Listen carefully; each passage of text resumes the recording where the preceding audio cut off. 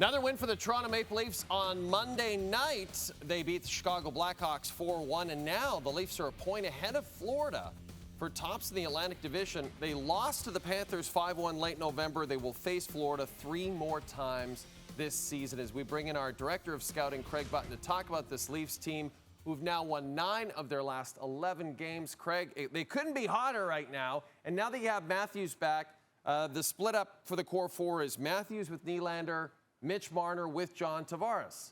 Do you like the way that Craig Berube is splitting up the core four?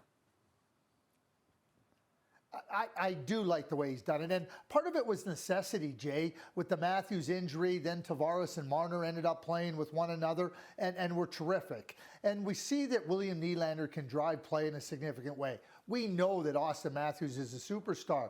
So now you have the ability as a coach to see how these things can work. Matthews and Nylander. I mean, Matthews on this goal, I mean, we know that he ended up going to Germany. It looks like he was doing some work on the Autobahn, that passage all the way up the ice. I mean, this is what it looks like on the Autobahn, Jay, and Matthews with the perfect finish. So when you consider that Matthews is such an elite player, a superstar, that Nylander can drive play, Marner can drive play, and I think that helps John Tavares. You know, early on in the season, it was like, where's John Tavares going to play? Is he going to be a third-line center? Is he going to be a left winger? Where's Max Domi going to play? When you play with Mitch Marner, I think that really helps whoever's playing alongside him. And I think in this case that John Tavares really benefits from playing with Mitch Marner. Mitch can hold the puck. John doesn't have to race up and down the ice. And I think with Matthews and Nylander occupies so much of the opposition's attention, that frees up Austin Matthews. And we know that Austin Matthews is a great goal scorer, and he continues to show that he can score in different ways. And as we extend this through to what the Leafs need to do come playoff time, it's understanding that you're going to have to score in different ways and maybe score with different players. I think this is a great opportunity, and we've seen real significant results for the players and for Craig Berube to really feel confident and comfortable with what works. And then you talk about the goaltending, Craig. Joe Woll, Anthony Stolarz. They're both top 5 in the NHL in goals against and save percentage. This is a position, goaltending, that has always been, the last few years, so uncertain for this Leafs team. Do you consider it now an area of strength for this team? No question it's an area of strength. Brad Treliving signs Joseph Woll to a long-term contract. He signs Anthony Stolarz.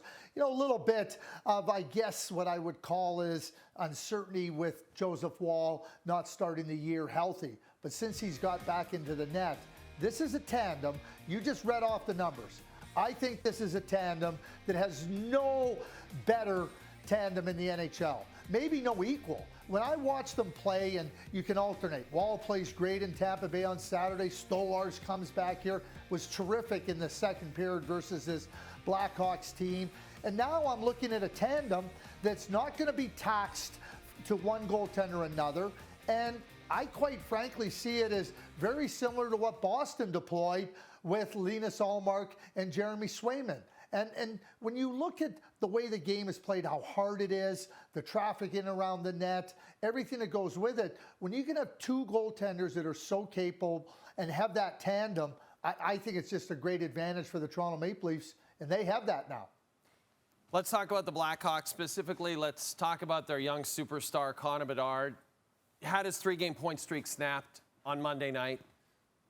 He's been incredibly hard on himself, Craig, like visibly hard on himself when you see him out on the ice, frustrated. Have you been disappointed in his play in any way, or do you just see this as growing pains for a kid who's just in his second year in the NHL on a team that, all due respect, is not very good?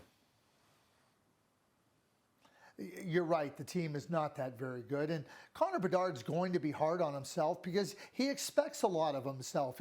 He's achieved at outstanding levels. And even last year, when you look at what he did, so there's an expectation from Connor himself to play better, to produce more. I'm not disappointed in Connor Bedard. He comes in the league last year as a rookie. The rest of the league is trying to see, let's see what he's got. Well, he showed you what he's got. Well, now they adjust somewhat to Connor Bedard, and now it's up to him to adjust. they call it a sophomore jinx for a reason. It's usually because now the rest of the league knows what Connor Bedard is capable of doing. Nathan MacKinnon won the Rookie of the Year when he first came in the league as an 8-year-old. And he had some speed bumps along the way after that, before emerging as one of the very best players on the planet. And I don't have any doubt that Connor Bedard is an elite talent, is going to be a superstar. But right now, he is going through that stretch of growing pains and understanding. And, you know, I guess if I'm Luke Richardson, I'd be trying to pull Connor aside to say, hey, listen, just keep playing, keep doing your thing. Don't get angry with yourself. Don't get down on yourself. You're too good. It will come, and we're going to work with you. And stay off social media. Craig, Leafs play 3 more times this week. Next up, Nashville on Wednesday. Craig, always great to chat with you. We'll talk to you later.